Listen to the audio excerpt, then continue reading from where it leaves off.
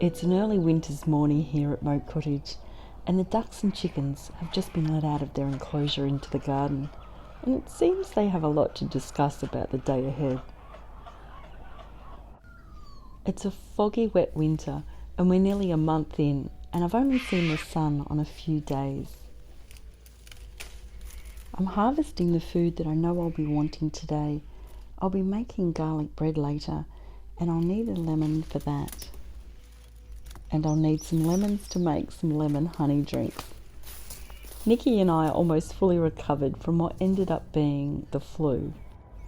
And we certainly made good use of our homegrown citrus throughout our healing journey. We are feeling so much better now, and thank you so much for all your lovely messages. The old water tank herb garden is still growing well. It seems to be protected from the frosts, and even the frost-tender sage is doing nicely.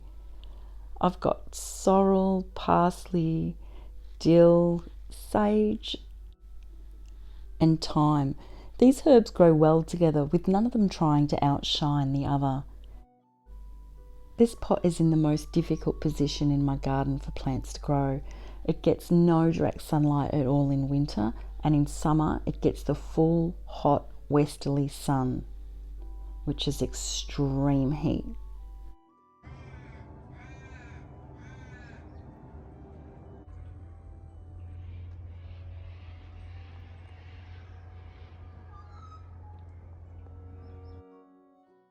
I can't believe how fast little Jinx is growing. She is the most mischievous little kitten. I'm going to be making some garlic bread in the slow cooker. This is some garlic that I harvested in the summertime. And here's the parsley I just picked, as well as the lemons. I'll be adding these homegrown ingredients to some cream cheese and Parmesan cheese in this bowl.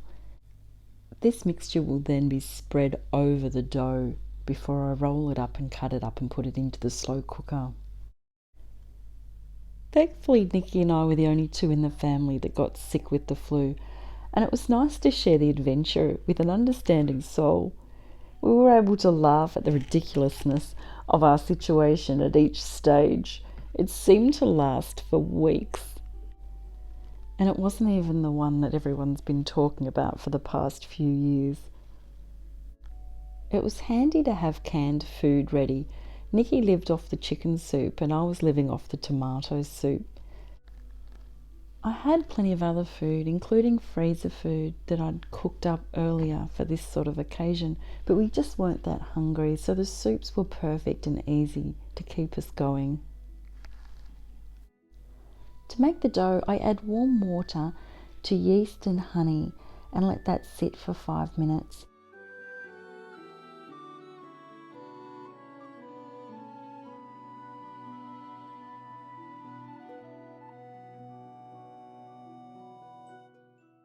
In another bowl, I add plain flour, which is all-purpose flour, and salt, and then I mix it all together.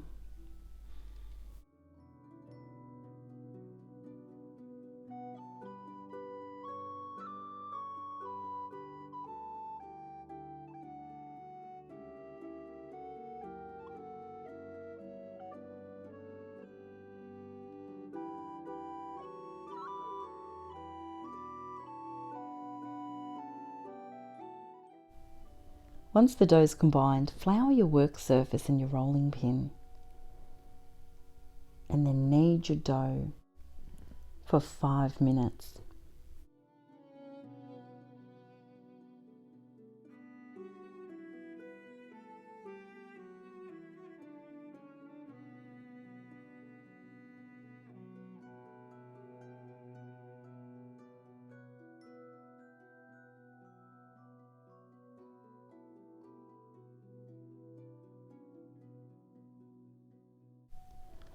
When your 5 minutes is up, let it rest for 10 minutes before rolling it out onto your work surface. I roll it into a rectangle that's about 9 inches by 15 inches. And then I spread my mixture over the top of the dough before rolling it up.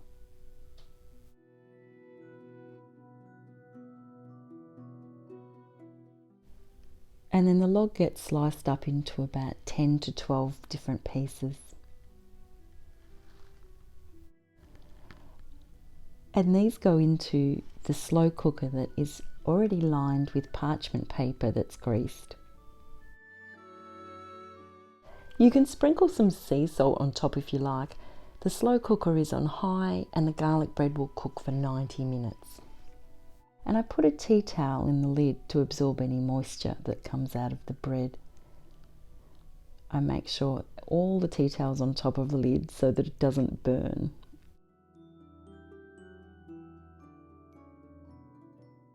I harvested this pumpkin 14 months ago.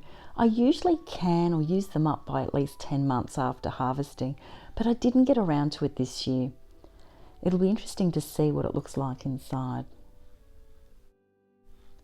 There's no water beading from the flesh, and the seeds are somewhat dry, but it's still good enough to eat. It's more like a bought pumpkin. I'm removing the seeds and chopping up the pumpkin so that I can roast it in the oven. I'm making a pumpkin soup.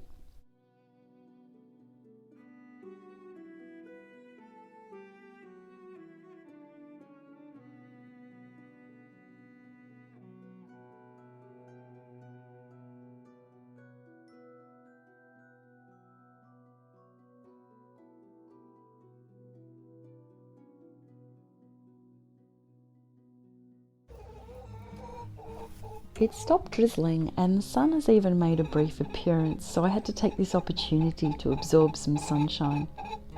The glass house that I got a few years ago is needing some maintenance. The glass is falling out of the frame, so it's better to fix this before it becomes a bigger problem. I just need to line up the glass back into the frame.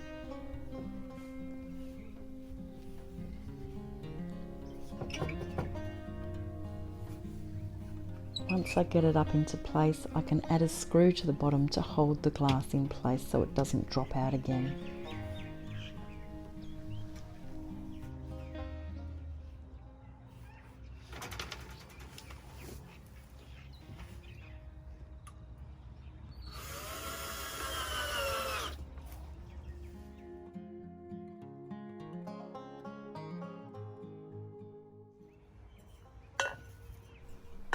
It's a good time to clean it out as well and get it ready in preparation for the end of the winter seedlings that I'm going to put in for the spring garden. I can remove all of these planks and make sure there's no guests living in the greenhouse, like bugs or spiders or whatever. While I've been healing from the flu, I've had many creative ideas for projects around the garden. One of them is to make doors on the side of this glass house. That way no adventurous chickens or ducks will discover my seedlings. I've been contemplating building a gate for easier access to the back of the passion fruits, and I've also thought about changing some of my outdoor spaces by moving seats and pot plants that I already have to create new areas. I need to remove grass under the kumquat tree as well, and separate and mount my staghorns and repot a bay tree, which also needs to be moved as well to a newer location. Sometimes a potted plant outgrows its location, but it will be wonderful to have it in a new position.